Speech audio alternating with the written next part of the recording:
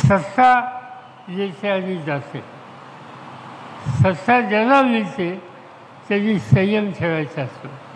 सत्ता असेल तर जमिनी फार ठेवायचे असतात आणि सत्ता नसेल तर चिंता करायची नसते, काम करत राहायचं असतं. या जिल्ह्यात काय झालं माहिती आहे?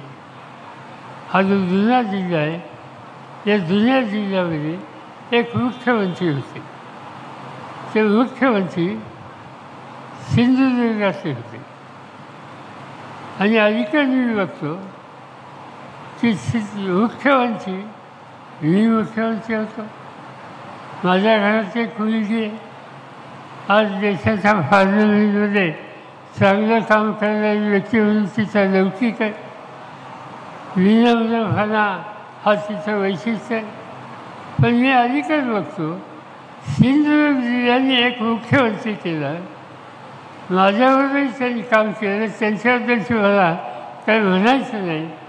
पण त्यांचे चिरंजीव ज्या पद्धतीनं बोलतात हल्ली, ज्या पद्धतीने टीका टिप्पणी करतात, मी महाराष्ट्राच्या इतिहासामध्ये कुठल्या मुख्यमंत्र्याची पुढची पिढी या प्रकारची झालेली पाहिली नाही.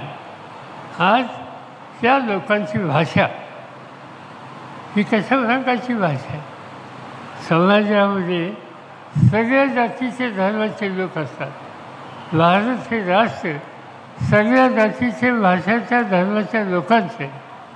इथं हिंदू आहेत, इथं मुस्लिम आहेत, इथं शीख आहेत, इथं ख्रिश्चन आहेत.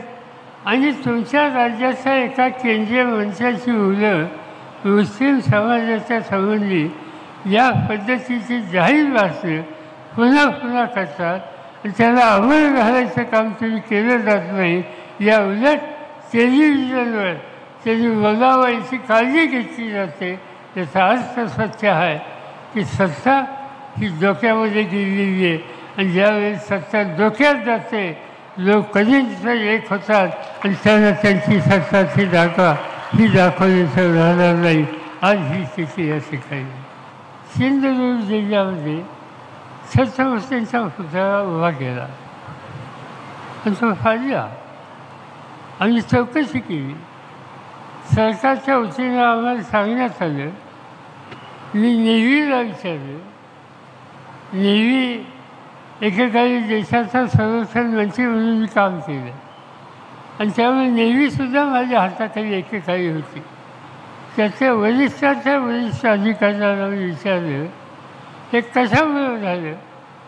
ते त्यांनी राज्य सरकारला विचारलं. राज्य सरकारने सांगितलं की वारा जास्त आला आणि वाऱ्यामुळे पुतळा पाहिजे. तुम्ही मुंबईला जाता, शिवाजी पार्कला गेला असेल, शिवाजी महाराजांचा पुतळा तिथे. तुम्ही इंडिया गेटला गेला असेल, गेटवे ऑफ इंडियाच्या समोर शिवाजी महाराजांचा पुतळा आहे आणि हे पुतळे 80 वर्षाच्या पूर्वी उभे आले.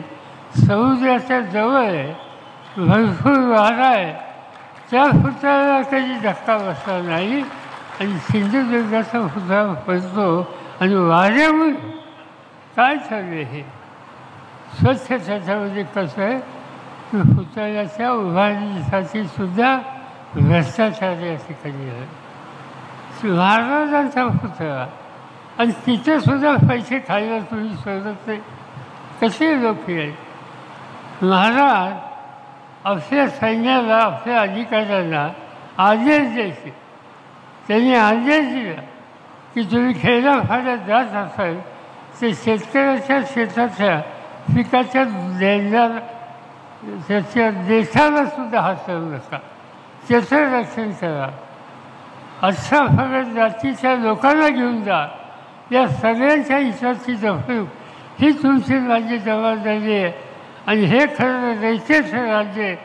हा आदेश, हा सल्ला, ही भूमिका घेणारे शिवछत्रपती आणि आज त्यांचा पुतळा उजाळला जातो, उद्ध्वस्त होतो आणि एक प्रकारचं चित्र समोर देशामध्ये वाईट होतं. याचा अर्थ भ्रष्टाचार